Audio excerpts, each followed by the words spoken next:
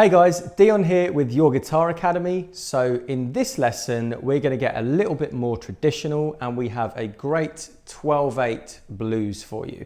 So we're mostly going to be covering major minor pentatonic crossover, so combining those two sounds with a little bit of the Mixolydian scale and also some of those really big Albert King style bends that Joe Bonamassa often includes in his playing.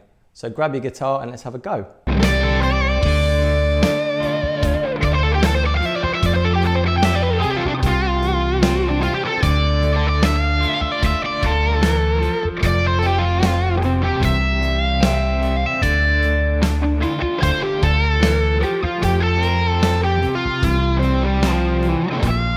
Just joined us, don't forget to head over to the website for all the additional materials, including tab, backing tracks, chord charts, and anything else to go with this course. Also, if you're enjoying the course, please don't forget to hit the like and subscribe button underneath the video, and let us know in the comments how you're getting on. 1, 2, 1, 2, 3, 4, 5, 6.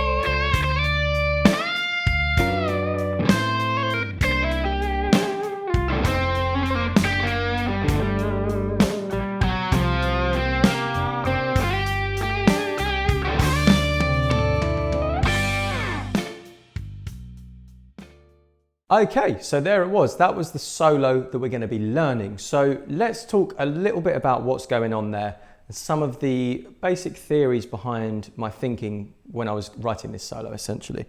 So I like to view it as, I like to try and play most of the time thinking in a major pentatonic way when I'm on the 1 chord, which in this case, we're in the key of G. Okay, so it's not a traditional 12-bar blues form, but it's featuring the 1, 4, 5 chords. So we'll get, as we get further into that, I'll talk about where these chords crop up. But the point is, I like to imagine playing major pentatonic on the 1 and then minor pentatonic elsewhere. You can also include some of these kind of Mixolydian kind of tonalities as well. And there's also these massive like 2-tone or 1.5-tone bends that most notably Albert King used to do loads and loads of, but Bonamassa, when he's playing in this style, you often see him do a similar thing, seeing as he's greatly influenced by Albert. Okay, so let's get into depth a little bit about what the Mixolydian scale is. So I'm going to play you the scale up and down, and then I'm going to talk you through what the notes are. So we're in the key of G, so we're going to start on the 3rd fret of the E string. So up and down slowly, the scale sounds something like this.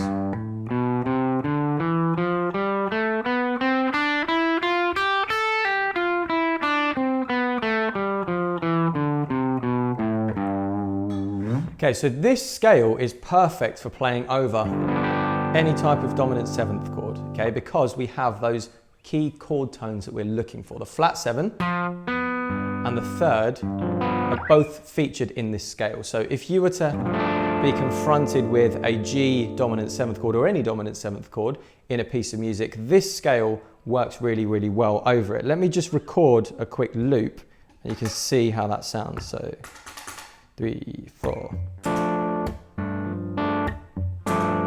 Let me just play the.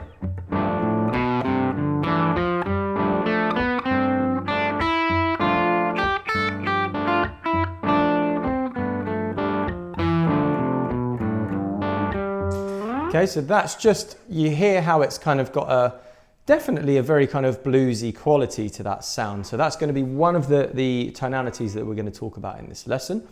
The next thing that's quite important is to get used to trying to overlay your pentatonic shapes on top of each other. So for instance,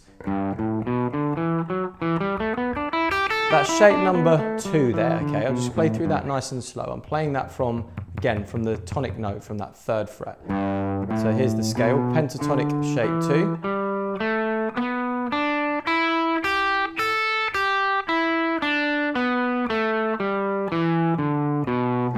You can also try playing shape 1 from the same fret. So what you're doing there is you're generating two different sounds. So the shape 1 from this fret sounds minor, shape 2 sounds major. So if I play both of those again over that same G chord, you'll hear how they both work, but there's a bit more tension from position 1. So position 2.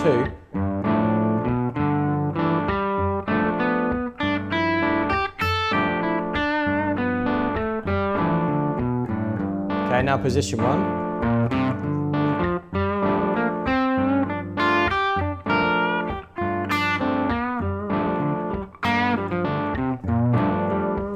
So that's something that I'd like you to get to grips with, is trying to kind of overlay these shapes on top of each other. So the one that crops up a lot in this solo is position 3. Okay, so I'll take you through the notes of that. Position 3 is overlaid with position 4, so I'm going to take you through both of those now. So we start on the 8th fret, 10, 8, 10, 8, 10, 7, 10, 8, 11, 8, 10.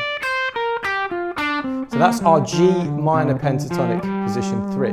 But I'd also like you to try and play position 4. Okay, that's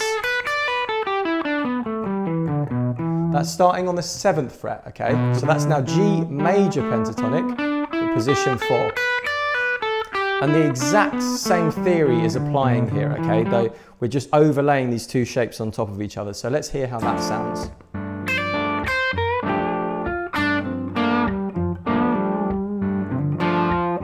That was position 3, and now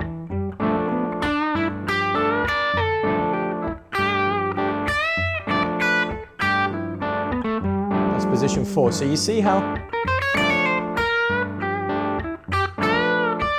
you don't have to move your hand too much because the shapes fit nicely over each other. So a lot of this solo is about trying to visualize these two shapes slotted on top of each other and then making an informed decision on where to hit each kind of tonality. So I'll talk you through that way more as we go along with each lick. So your next task is to get those shapes down on top of each other, get comfortable with visualizing them and playing them on top of each other, and then we'll tackle them in a musical context in the next video. See you there. Thanks so much for watching this course. If you're enjoying, please don't forget to let us know in the comments section. If you want to move on to the next section of the course, click here.